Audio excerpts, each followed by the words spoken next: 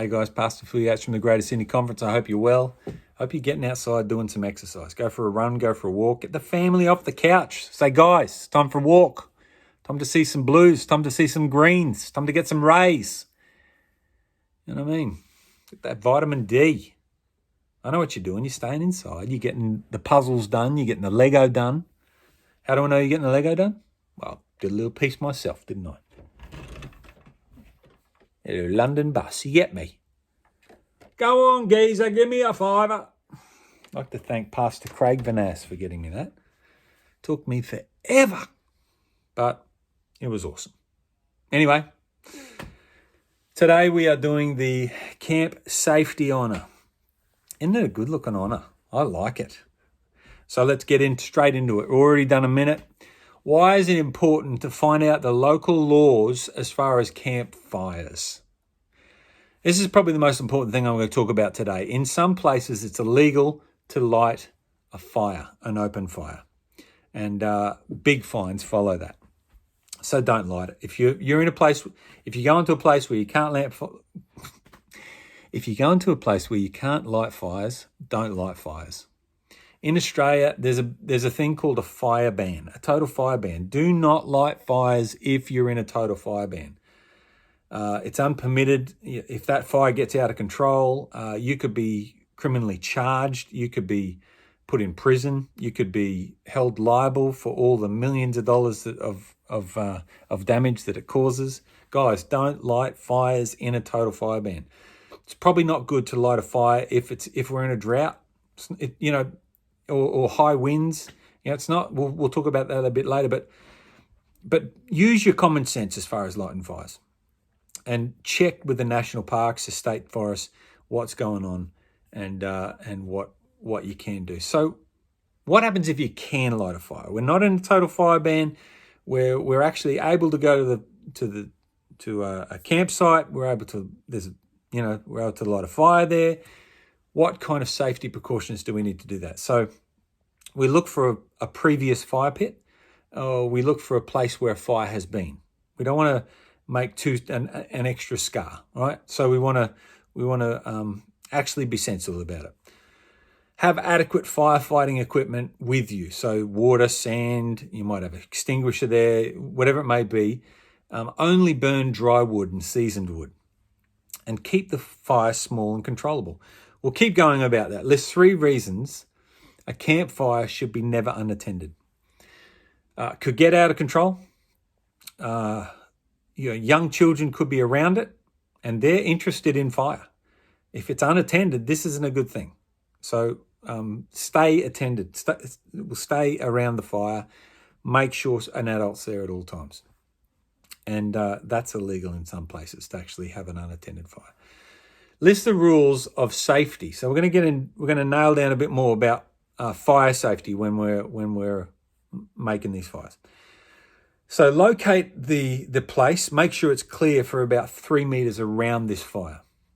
Make sure there's no overhanging branches, dry ones. Make sure there's no leaves that are hanging down, no tents, no shelters, no tarps, whatever it may be, because ash and stuff flies up and gets all this. Can't even find them. What is the word? Sparks. Sparks fly up and will burn your shelters. Don't use accelerants. So lighter fuel, petrol, kerosene. You don't need to use that stuff. You're Pathfinders. You know better than this. Okay? You know how to do the little twigs, get little twigs going, then get little, the bigger twigs and get the big. And then at the end, you got a log, right? Not a big log, small little log. Keep your fires small and controllable. Don't build it don't build a fire on grass or flammable material. Yeah, that can just spread easily. You get a wind. No. As I say, make that 3 meter boundary around it where nothing's going to caught alight. One of the best ways if you don't have a campsite is to dig a little sod or a fire pit and replace that. We'll put the dirt back in it when leaving. Take your litter that you've burnt inside of it. Take all that out. and take that with you so you can not leave the footprint. Always keep extinguishing supplies near and at hand. As we talked about before, your water, your fire extinguisher, your sand, your dirt, whatever it may be, whatever you're going to put the fire out with. Don't remove the burning sticks. I know you like to make the s'mores. I know you like to cook the marshmallows. And if you don't know what a s'more is, you get two biscuits. And they got, you know, the biscuits with the chocolate on one side? Put that marshmallow, melt the marshmallow on the stick in the fire, push them together, you got a s'more. Beautiful. Australians, I don't know if it's coming over here, but it should. There should never be a fire without a s'more. That's s'more. Beautiful. Watch the embers that escape the fire pit, extinguish them, especially the floating ones. You've got some paper in the fire. They're the worst thing for floating embers, flying up and catching a light somewhere else or catching something else alight. Wear proper footwear around the fire. And don't light fires in adverse conditions. So windy or drought or fire bans. Do not light a fire during a fire ban. Identify the temperatures. We're going to move on from fires. We're going to get into more camp safety here. Identify the temperatures food should be or be kept at. Explain why this is important. So hot food should be kept warmer than 60 degrees. Cooking food, warmer than 60 degrees, and cold food colder than 4 degrees Celsius, right? Temperatures ranging between 4 and 60 degrees, that's perfect breeding ground for bacteria. So they grow like vigorously in that kind of environment. So what does bacteria do? Bacteria actually spoils the food. And eating spoiled food can cause sickness, yeah? 5 things which can prevent animals from coming around the campsite. We don't really have a problem with this in Australia, but in North America we do.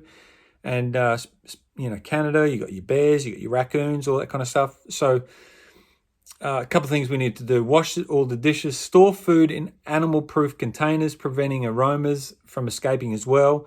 Place them out of their reach. Eat food inside the tent. Well, don't eat food inside the tents. I know you like to have a little party in your tent. Try not to. Store food garbage into airtight containers as well, and keep in inaccessible areas. And burn uneaten food. I'm having a great day today. So, I mean, this can be a problem if you go to Fraser Island. You know, you got dingoes running around and all that kind of stuff in Australia. So we do animals. So what are the safety precautions to be taken when making or building a toilet? 60 metres or 100 metres from a water source. I say 60 to 100 metres, 60 at the minimum. I'd go 100.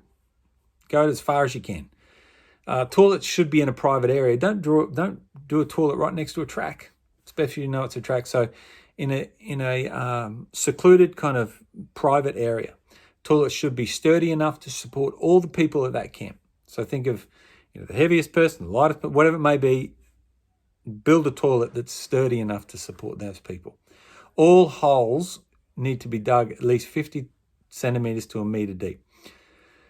It's not a real, what we're going to do is actually put a bag in that hole, and you're going to actually take that bag with you. You're going to take the waste with you and out, because we don't want to leave a footprint, people. We're going to put it in a bag, and if you don't have that, everything has to be, definitely dig it a metre deep, and try not to put toilet paper or any non-biodegradable stuff in that hole. The best way, though, is to take a bag, put it over your seat, and everything goes into the bag. Tie it, take it with you. Double bag it, triple bag it, whatever you need to do. There's 5 things to consider practicing good hygiene at a campsite. So build a toilet, creates good hygiene, and a hand washing station. So you go to toilet, hand washing station, hand sanitizer, whatever it may be, hot water, hot soapy water, whatever it may be, hand washing station. Wash dishes in plastic tubs using hot water, and rinsing. Have a rinsing tub that's got a disinfectant in it. Yeah. Keep wipes so people can wipe their hands and have showers, kind of a wipe shower The new thing. Have a teeth brushing station. It's a good idea. You know, people forget to brush their teeth in a camp out. We've clicked over to 10 minutes. We're going to go through a couple more things and then we're done. Identify 2 types of fuel used in camp cooking. Propane. And propane is the most popular one. So with propane, you've got to be careful that there's no leaks. So when you're lighting it up, when you're shutting it down, you're screwing everything on tightly and everything's fit. Make sure there's no leaks of propane or gas coming out. Yeah.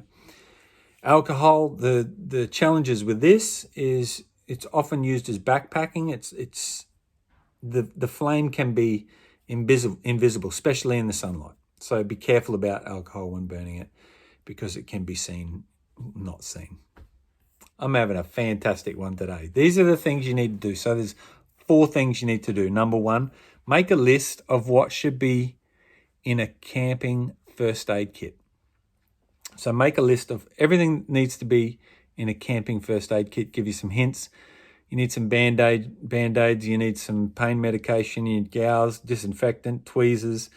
You need some burn cream, Stingos, medical grade gloves. You need some alcohol pads. You need maybe an EpiPen.